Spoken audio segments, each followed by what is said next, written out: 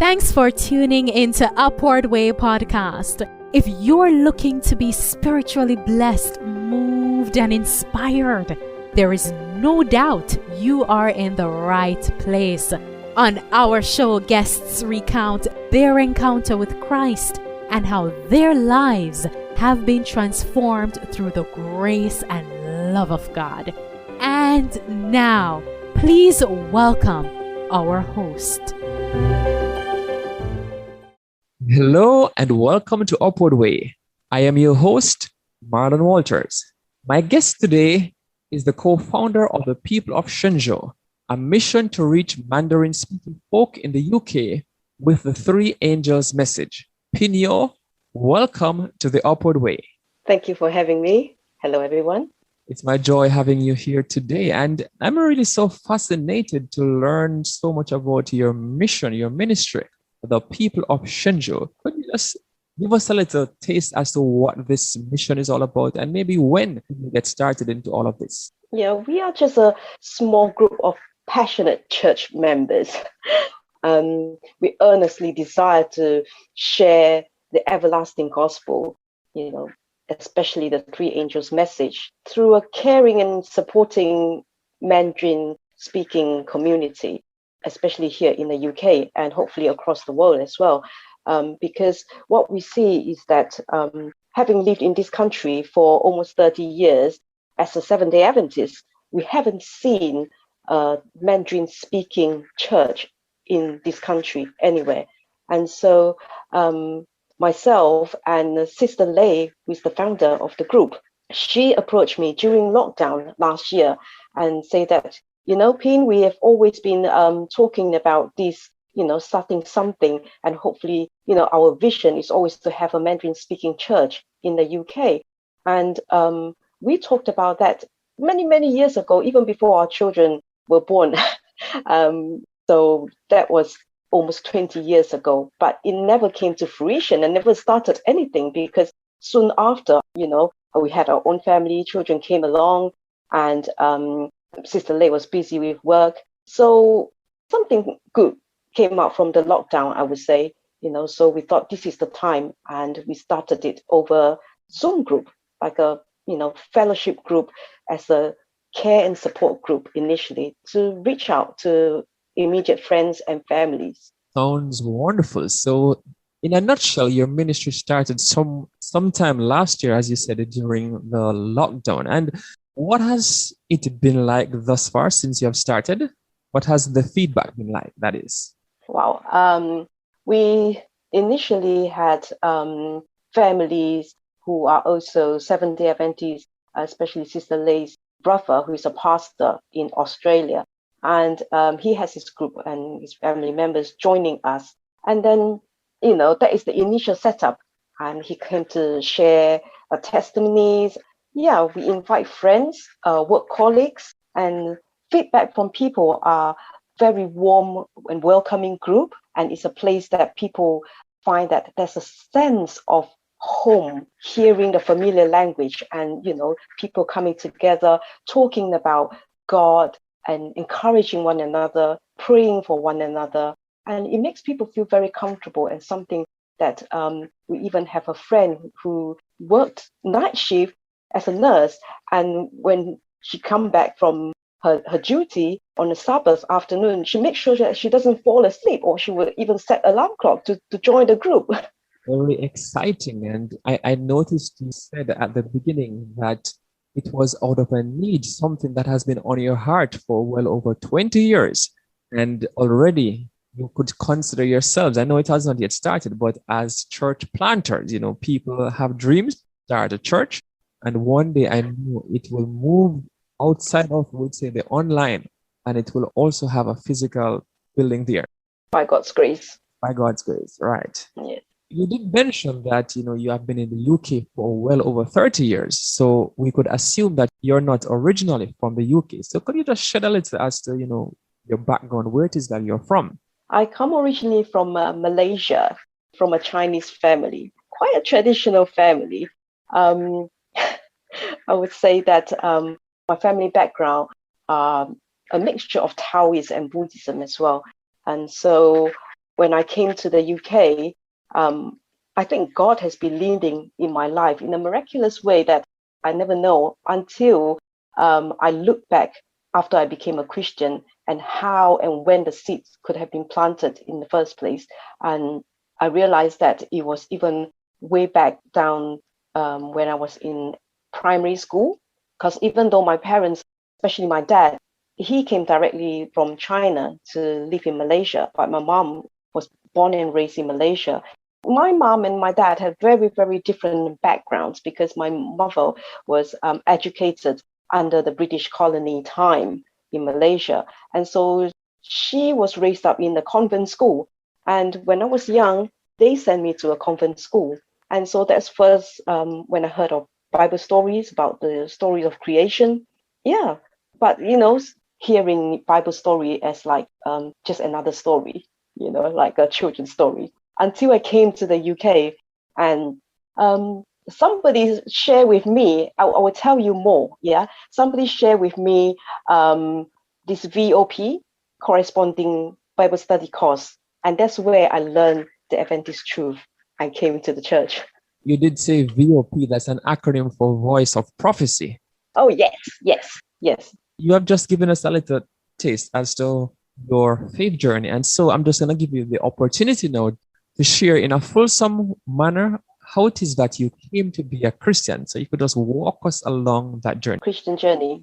Yes. It's very amazing because after I completed my studies in Malaysia, it's very natural that families, wherever parents are able and could afford, they will send their children to studies abroad to continue their higher education. Just because being a minority race in Malaysia, the opportunity for careers isn't that great. So my parents chose to send me over here to study. And when I came here, even though I had friends who came along with me, somehow God just placed me in a hall of residence when none of my friends were staying together with me. I was left alone in a foreign country, so to speak.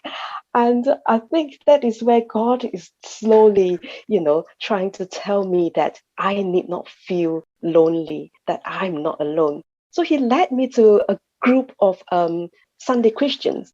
And they were, I would say that they're very, very sincere people. And it's through them that people offer me a place to stay for my following year of university. And I came to live with this Christian family who is just like a live-in landlord with his sister. And they started taking me to church with them on every Sunday and also going to their Friday night Bible study. And I think that's where I first had a proper Bible study. And we are studying the book of John. And that's where I slowly began to learn about, studying the Bible. And at the fellowship group, and that's where I met this brother who handed me out the first lesson of the Voice of Prophecy Bible study lesson. And from there on, I got hooked. I just, couldn't wait for the following week. I keep doing my studies and send it back quickly and can't wait for the next one to come through the post. During those days, you only rely on the post. It was like not internet, no Google. Sounds fascinating thus far. There are two things that you did say that you just outlined, and I want to I would say piggyback on both. Just walk me a little through the whole idea of being a minority. What is it like, to be a minority? You said in Malaysia and then also in the UK, because on both counts you would have been a minority. What has that experience been like? I find it the oppression, I think, is more in Malaysia, because you don't get equal opportunity as a minority, even though you might produce very good results academically, but the local universities still will offer different entry or admission criteria for different race. See, like the majority, the Malays, will get a more privilege, even though their grades might be not as great, but they will get a place secure for the university, but not people like us.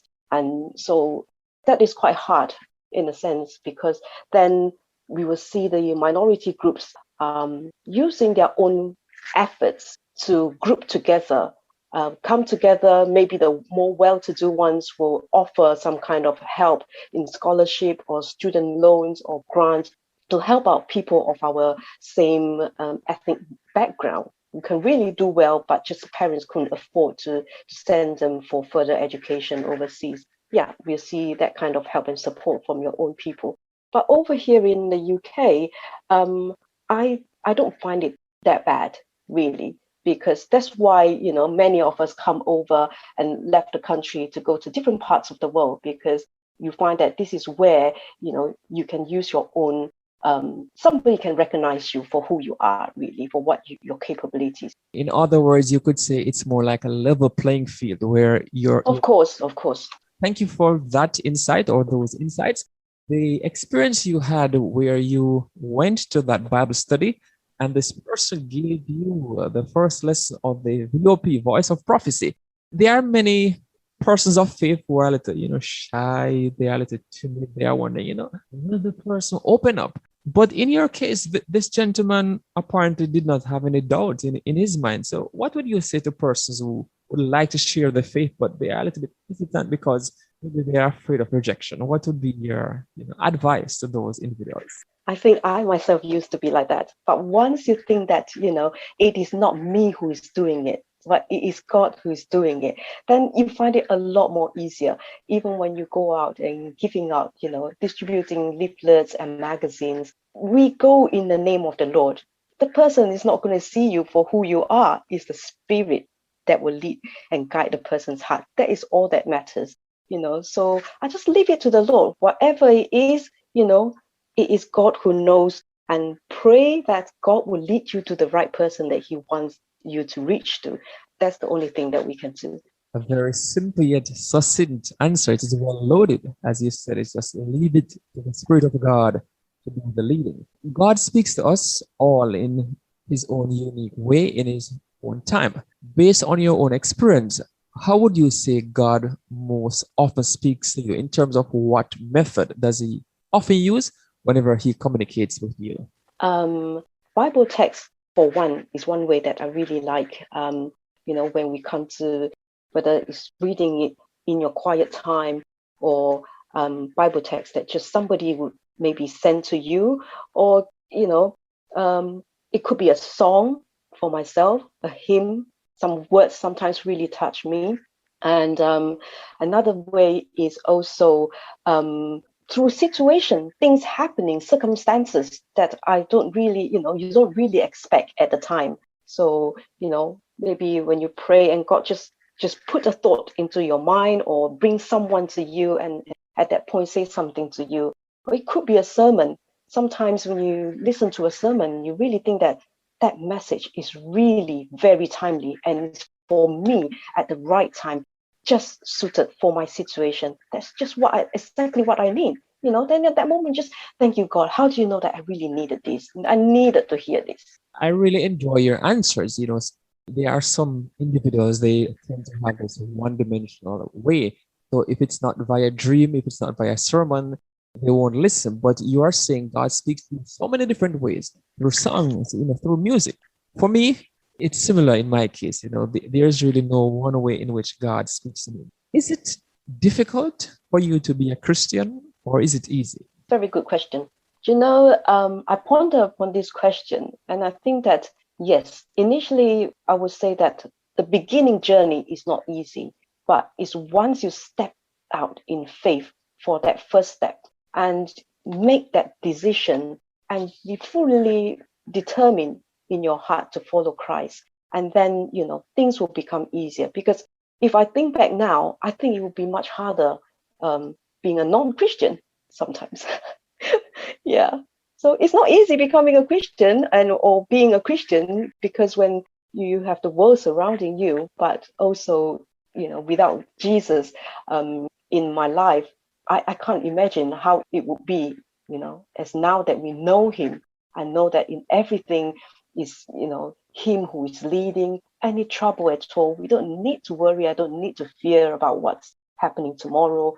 So it will be difficult if I haven't got Jesus. With Jesus, I can go anywhere without fear. There was one individual who said, I'm quoting verbatim, that living a life without Christ, it's like going up and down elevator. It's really a difficult, almost an impossible task. Mm-hmm. I'm going to ask you some questions that speaks to, difficulties and challenges at this particular moment. Was there ever a moment along your journey? And when I say along your journey, not limited to your spiritual journey, but life journey in essence, where you would say you experienced maybe one of the biggest doubt in terms of, God, are you there? Or God, what is it that you want from me at this time? Oh, yes. I would say that the very difficult time is just a few years after I got married. Within 2 years, I suffered 3 miscarriages. And so I think that will be the hardest time for me in my spiritual journey, because, it's constantly you are trying to battle with the spirit and with the voices to tell you that, you are not going to get this blessing for your womb and all sorts of things. So I began to question and pray to God, what is it? And when do you not want me to be a mother? And so I think that journey was tough for me. But having been through that, I think that's one verse that really encouraged me and stuck in my mind at that time, is that my grace is sufficient for you. And, my strength is made perfect in your weakness. And also that, God is so faithful. He will not let me go through things that I cannot bear. And few years after that, when I actually came into contact with some, quite a few ladies, I don't know why, but God just led me to quite a few ladies like who were going through the similar, situation, and I was able to encourage them with my experience. And so I thank God for that. Someone may listen to you talking about you're going through your challenge and you were able to see the hand of God guiding, so much so that you could help others. The question is, how is it that you are able to see God, amidst all this difficulty? Because we expect that when we are chosen of God, that things will work out in our favor. So how can you see God even amidst your own personal tragedy? Because I see that in the Bible, even when God promised, Abraham promised Isaac, or, to have children, but especially in the case of Abraham, it took years and years. It's not that, God's favor is not on them, but I think it's a faith testing time. You see, it's very amazing that why Abraham is being promised as the father of all nations, and that his wife is ironically in the eyes of the world was a barren woman. And so I could trust in God's promise. And even if he, meant for me to be a childless woman, I trust that, because I had a lot of nieces and nephews, and I could also be a motherly role model for them. I could love somebody else's children, if not my own. Right. You're saying it's just trusting God in spite of. That's Yes. real faith. When you face your challenges, I know you have answered enough, but what's your secret for overcoming difficulties? My secret of overcoming difficulties, I think, is knowing that God sees things different from how I see it. His thoughts is higher than our thought, and his ways higher than our ways. And, keep going back to Bible promises. So long as you're following someone who knows the beginning from the end, and I think that is where I can put my faith in, my trust, no matter where he is leading me, because I know that in the past, he has led me through difficult times, and he will not choose to leave me or forsake me at this time. So every other, future challenges or whatever that might to face me, rejection, persecution, I know that because he took me through, the tough times in the past, and he will be with me even to the end. Yes, and that was the exact thing he said to Joshua. He said to Joshua, fear not, be of good courage, because I will never leave you nor forsake you. And so Nor forsake you. Amen.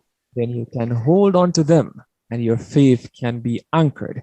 Now, on a lighter side, what do you think would surprise most persons about you?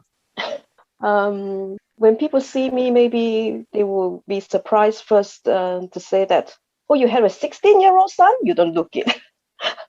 Oh, and then the next thing you say, and yet, better still, you have a much younger son, 7-year-old. And so, given what I've told you from my experience, God had granted me miracle children. From the first one, after the 3 miscarriages, I had him just with no complication at all, just smooth. But with the second one, who was truly unexpected, because having gone through 3 miscarriages, you think that, one child is more than I could ask for, right? And then 9 years down the line, unexpectedly thought that, you're way past the childbearing age. And then God bless us with another one.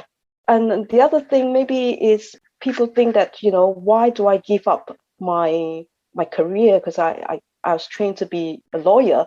And why do I give up for the family, for the children? So I think these are the things that might, surprise people. Well, the first one you mentioned is when you said, you have a 16-year-old and, you look so young.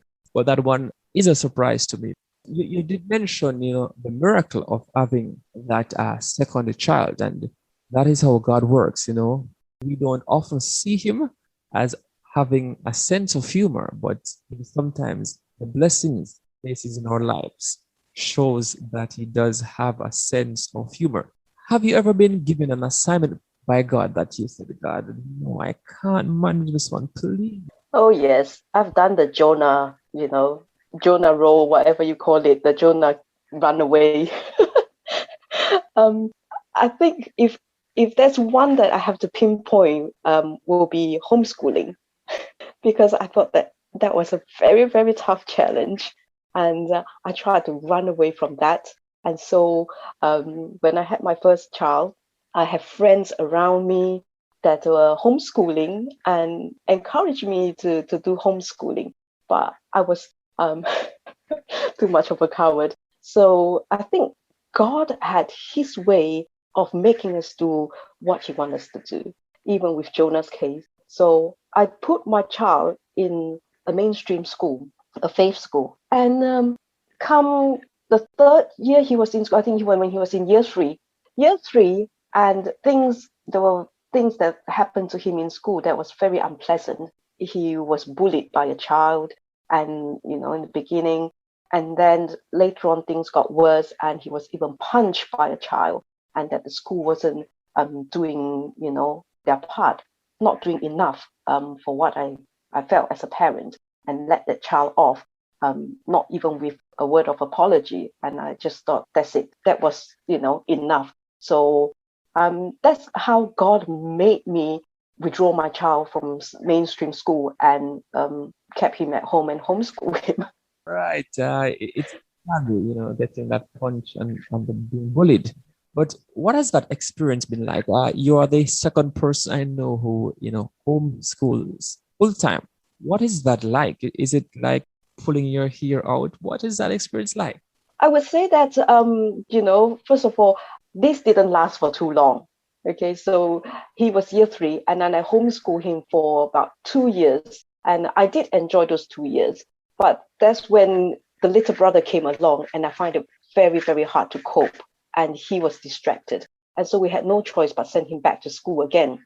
But I would say that those 2 years, I really, I think was like a very pleasant time, enjoying that child for who God made him to be, and also not being confined to the rules that the world set for you is one thing. He enjoyed making friends with people even not of his age. So enjoying other activities at our own leisure, learning at our own pace. Because in those days, back then, there were not many support or very organized materials or syllabus that you can follow, particularly not from our church at that time. But I did enjoy those times with him because there's true bonding time between parent and child.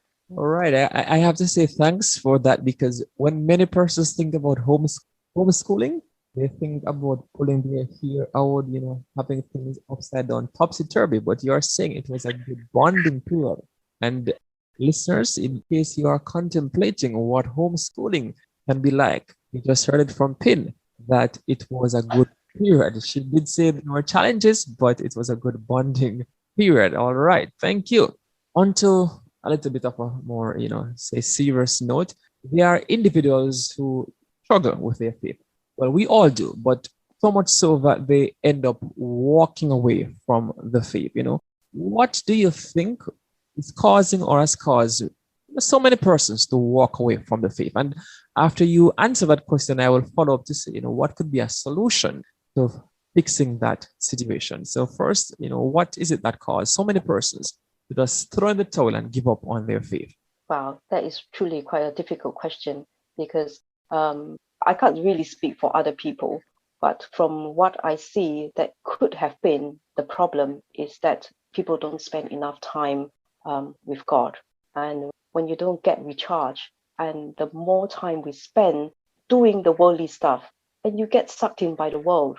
And so when trouble comes, you find that that connection with God is not there, and that you get pulled in by what the world is expecting you to do rather than, being strongly anchored in God, to say that, whatever storm that comes your way, God is my anchor. I can hold on to that and will stand firm. So I think maybe that's one problem, that people get too busy with their lives and not spending with God. Okay, so your solution would be in following. Yeah, I think the solution really is, spend more time praying and studying the Bible, and also not forgetting to count our blessings. Even when you have nothing to ask God in your prayer, there is no request, but you can always thank God. Find something to thank God.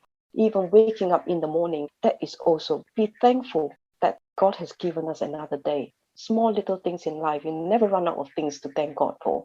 There's a song or maybe like a chorus that I used to sing growing up in Jamaica. It was Count Your Blessings, name one. Name them one by one. When I read the Bible, and nowadays, I am enjoying it even so more to read. But when I read the Bible and I reflect on the story of Joseph, it often brings tears to my eyes. And the reason, because there are aspects of his story that I would say is synonymous with my own personal journey. Now, is there a character, Bible character, that when you look at your life, you could say there are things that parallel your life? I can't really pinpoint a particular one, but I would say that perhaps in different phase of my life, maybe you can relate to different Bible character at the time. So yes, of course, Joseph definitely is one of them that I can relate to, because he had to leave his own country and be in another country far away from his family. And for me, yes, many years ago when I did that, even though after I finished my studies, I could have gone back home, but I chose to stay in this country because I know that at that time, God said to me that, if you stay on because you are the first Christian in your family, or even the first Adventist in your family, there's going to be a lot of conflict coming up with family. So it's better for me to leave and to be able to, establish my faith away from my family before I go back to my family and share the gospel with them and share that, my experience and my journey with them. Right. And the last question that I will throw to you today, if you could give God thanks for one person, who would that person be and why? I would thank the person who gave me that first Voice of Prophecy studies lesson, because that's how, God has put it in his heart to obviously give it to me. And, that's how I came to the Adventist truth. Yes, of course, I struggle when, you come to learn about the Sabbath truth, but that is also a separate incident, how God has shown me in a way, that is so clear that the Adventist church is where I belong and where I need to go. That's the true church. Do I have time to share with you how? Yes. Yeah, because that was the time when I prayed to God, because I was struggling. I went back home for my legal training to be a barrister. That time I told God, I really need you to point me to a church. If I'm going to spend 9 months to a year here, you need to show me which church I should go to. Is it a Sunday church, or is it where's the Adventist church that I could go to? And lo and behold, I was, driving along, going back to my parents' house one day. And for some reason, I was stuck in a traffic jam. That road was never busy, really. I was just like maybe a few hundred yards away from my parents' home. And then I was stopped right there. And then I was looking left and right. And there, right before my eyes, it says Seventh-day Adventist Church. And I was like, God, you must be kidding me. How is this church here? All these years, I never knew. And it was just 5 minutes walk from my parents' home. How amazing is that? So perhaps I will tell you that the person who gave me that Bible study lesson later became my husband. Oh, wow. So amazing. I thought of asking this question about, have you ever had an encounter with God that had you cracking up with laughter, but without asking, you have provided that answer. So amazing. The life saves sometimes, can become hard. Life is really full of ups and downs, and, amidst some trials and, maybe the enemy throw some darts at you, that I can still see that God wants to bless me and He is there. I tell you this, that last year during lockdown, for no reason, I did not know when, all of a sudden, I started to receive some letters and notices of demand from some bailiffs to claim some unpaid debts relating to parking offences. And those debts that we're talking about is just accumulative. That was so high. And when I called up those bailiffs, and, they were people who just want to take money out of me, not willing to hear my reason whatsoever, because I found out that what happened is that the car who committed those parking offences were actually a clone car. Somebody else cloned my car registration number and been driving down into London, parking, without paying, or right into the congestion zone and without paying the charges. And I did not know about it until the bailiffs were at the door. So I said, God, give me somebody to be able to help me out of this situation. And true enough, God is so faithful. He guided me to a lawyer, because I'm no longer practicing. This lawyer is actually a parent from some years ago when my son went to the same tutor with this boy, and is a parent from there. And he was also a fellow Malaysian. And why do I say that God had me cracked up laughing? Because when he first sent me the letter of instruction, which I supposed to sign and say that I confirm I engage him to act for me in this case, I said to God, I had no doubt that you were sending this man to help me.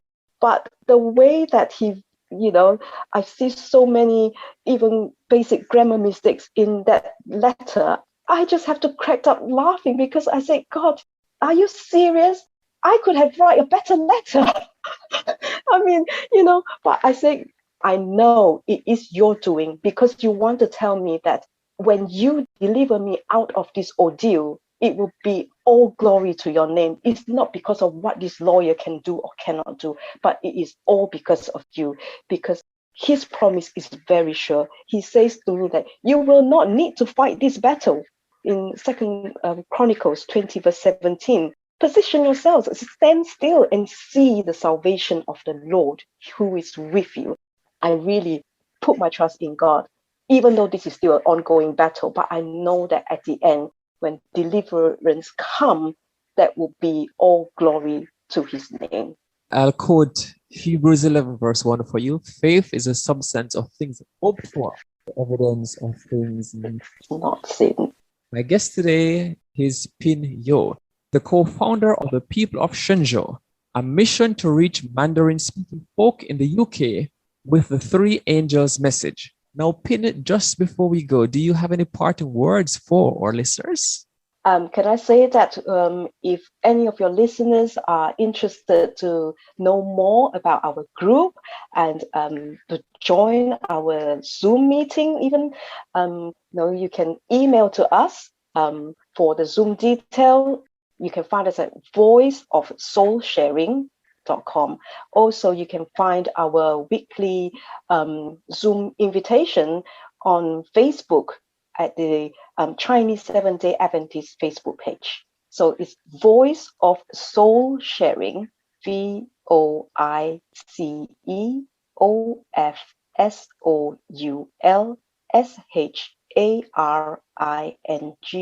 at protonmail, PROTON mail, one word.com. Right. Thank you. You have been in tune to Upward Way. Do join us again next week when we'll have another interesting guest sharing his or her story of faith. You can subscribe to weekly episodes on Apple, Spotify, Listen Notes, or you can just go to the App Store and download the AWR app.